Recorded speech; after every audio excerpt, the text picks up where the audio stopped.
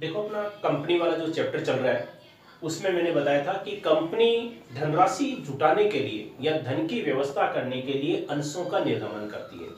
यानी कि कंपनी की जो कुल पूंजी होती है उसको टुकड़ों में बांट दिया जाता है और प्रत्येक जो टुकड़ा है वो कहलाता है शेयर। और इस प्रकार ये टुकड़े हैं जिनको हम शेयर बोलते हैं, इनको मिलाकर के पूंजी का निर्माण होता है, उसे हम कहते हैं शेयर कैपिटल यानी कि अंश पूंजी। ठीक है, तो ये जो अंश होते हैं दो प्रकार के होते हैं। पहले मैंने बताया था इक्विटी शेयर और प्रीफरेंस शेयर।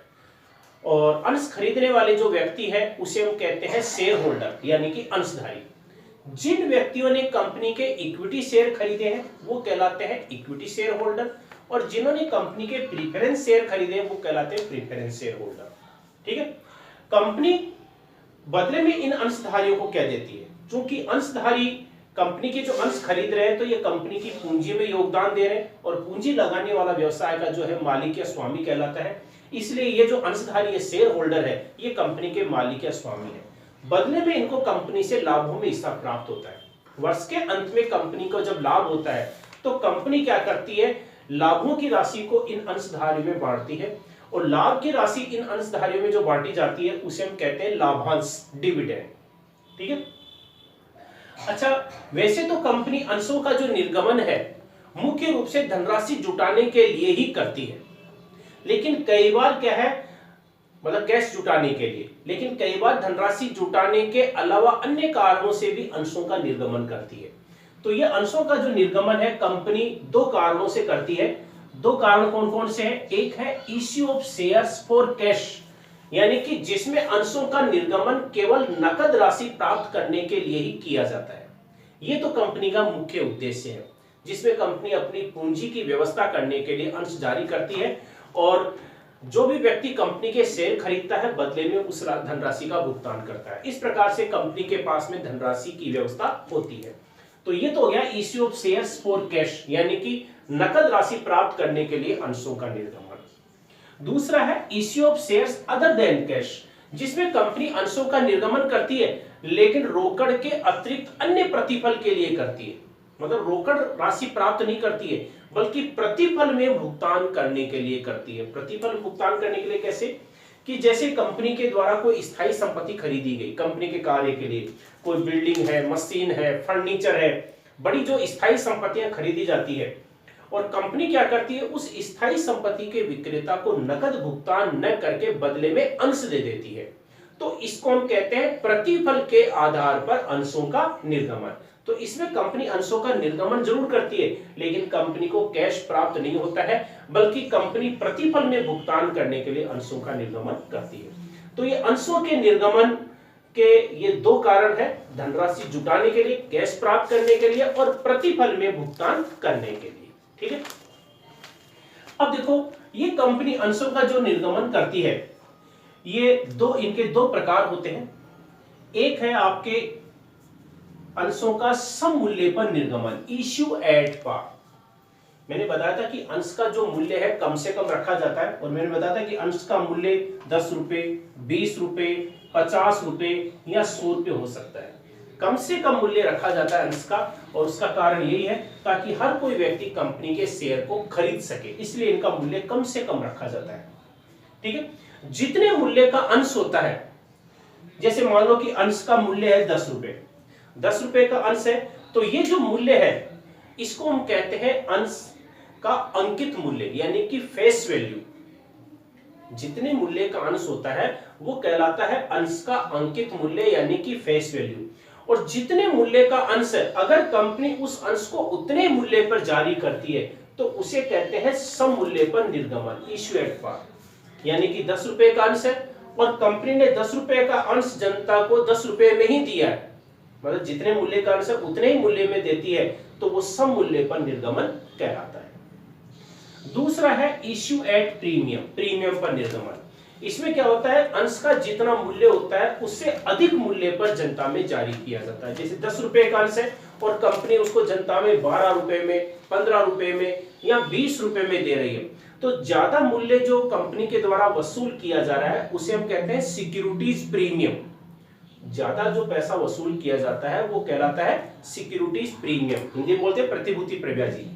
तो ज्यादा मूल्य पर अंशों का निर्गमन किया जाता है तो उसे हम कहते हैं प्रीमियम पर अंशों का निर्गमन, इश्यू एट प्रीमियम। तो इस प्रकार से कंपनी दो प्रकार से अंशों का निर्गमन कर सकती है, समूल्य पर यानी कि जितने मूल्य का अंश है उतने मूल्य पर जारी कर सकती है, और दूसरा है प्रीमियम पर निर्गमन यानी कि ज्यादा मूल्य पर जारी कर सकती है। ठीक है, ये तो ये हो गया। अब देखो इसमें एक और है कि ये जो जैसे मान लो कि कंपनी ने 10 रुपए का अंश है, ठीक है, और 10 रुपए में ही जारी किया है, 10 रुपए में जारी किया, ये तो हो गया समूल्य पर निर्गमन। ठीक है, कंपनी क्या करती है, अंशधारियों से अंश का जितना मूल्य है वो पैसा भी एक साथ नहीं मांगती है बल्कि टुकड़ों में मांगती है। एक साथ भी मांग सकती है, एक साथ मांगती है तो 10 रुपए के हिसाब से हम एंट्री कर देंगे, लेकिन कंपनी क्या है, इसको भी क्या टुकड़ों में मांगती है। जैसे कंपनी ने क्या किया, इस 10 रुपए के भी क्या है 3 टुकड़े कर दिए। पहले कंपनी ने क्या है 3 रुपए मांग लिए, फिर दूसरी बार 4 रुपए मांग लिए, और तीसरी बार में बाकी 3 रुपए बचे वो मांग लिए, यानी कि 3 टुकड़ों में पैसा मांग लिया। ये टुकड़ों में जो पैसा लिया जाता है, आंशिक जो भुगतान प्राप्त करती है, उसका कारण यही है ताकि हर कोई व्यक्ति जो शेयर होल्डर है, जिन्होंने कंपनी के शेयर खरीदे हैं, वो आसानी से कंपनी को पेमेंट कर सके। मान लो इसमें 10 रुपए का अंश है, अगर अंश का मूल्य 100 रुपए होता, एक अंश का मूल्य है 100 रुपए मान लो, और इसमें अगर किसी व्यक्ति ने 1000 अंश खरीद लिए, 1000 अंश खरीद लिए या 100 अंश खरीद लिए, मान लो 100 अंश खरीदे तो 100 रुपए के हिसाब से उसको कितना पेमेंट करना पड़ेगा, 10,000 रुपए। अगर उसके पास 10,000 रुपए एक साथ नहीं है तो उसमें क्या है, फिर वो 100 अंश नहीं खरीद सकता। अब कंपनी ने टुकड़ों में पैसा मांगा, 100 रुपए में से कंपनी ने पहले कितने मांग लिए, 20 रुपए मांगे एक अंश पर, और उसने कितने अंश खरीदे थे, 100। तो 100 अंशों पर 20 रुपए के हिसाब से उसको पहले कितना पेमेंट करना पड़ेगा, 2,000 रुपए। हाँ, अगर उसके पास पैसा है तो पूरा पैसा एक साथ पेमेंट कर सकता है, लेकिन कंपनी ने पहले टुकड़े में कितना पैसा मांगा है, किस्तों में पैसा ले रही है 2,000 रुपए, वो आसानी से पेमेंट कर देगा। फिर उसके बाद में कंपनी ने 30 रुपए के हिसाब से भुगतान मांगा, तो फिर वो 3,000 रुपए का पेमेंट करना पड़ेगा। तो इस प्रकार से इसमें क्या है, अंश का जितना मूल्य होता है वो पैसा भी कंपनी के द्वारा एक साथ नहीं मांगा जाता है, बल्कि आंशिक रूप से भुगतान प्राप्त किया जाता है।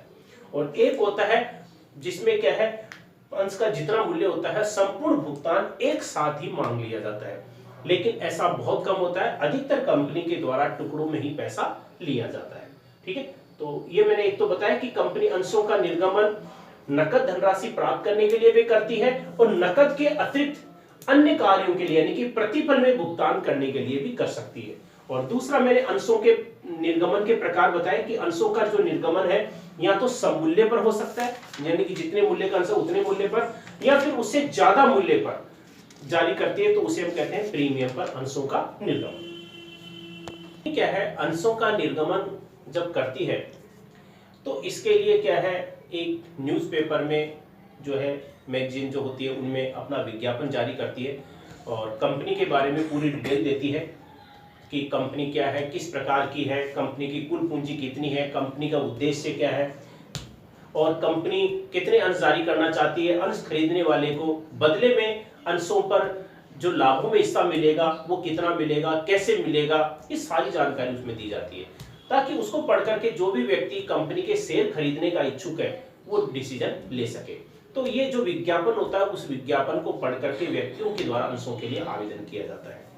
आवेदन करने के लिए कंपनी क्या करती है, बैंक में खाता खुलाती है, और सारा काम बैंक के माध्यम से होता है। जो भी व्यक्ति शेयर होल्डर कंपनी के अंश खरीदते हैं वो सारा पेमेंट बैंक के माध्यम से करते हैं, भुगतान करते भी कंपनी को बैंक के माध्यम से, भुगतान लाभांश की राशि प्राप्त करते हैं वो भी बैंक के माध्यम से, यानी कि सारा काम बैंक के माध्यम से होता है। इसलिए उन शेयर होल्डर को उस बैंक में अपना एक खाता खुलाना पड़ता है, जिसे हम डीमैट अकाउंट कहते हैं, और इस डीमैट अकाउंट के माध्यम से ही कंपनी के शेयर खरीदे और बेचे जाते हैं। अब अगले वीडियो में बताऊंगा कि कंपनी अंशों का जो निर्गमन है कैसे करती है और उसकी एंट्री क्या होती है।